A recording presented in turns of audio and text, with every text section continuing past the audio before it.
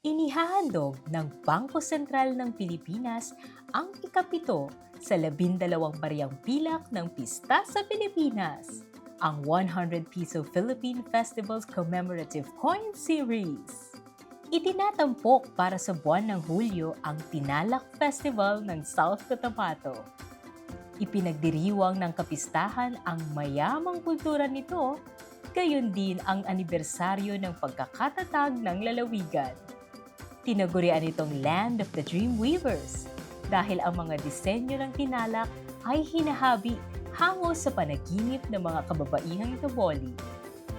Nakalarawan sa may kulay na bahagi ng barya ang mananayaw na may hawak na habing tinalak. Makikita sa border ang 7 hugis diamanteng kumakatawan sa buwan ng Hulyo. Sa itaas na bahagi naman ay may balangkas ng disenyo ng habing tinalak na nagsisilbing icon ng Tinalak Festival Commemorative Coin. Pinalilibutan ang barya ng iba't ibang disenyong hango sa habing tinalak.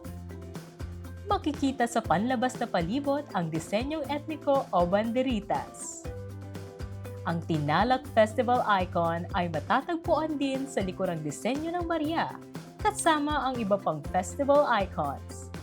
Iisa ang disenyo ng likuran ng 12 bariyang kabilang sa serye.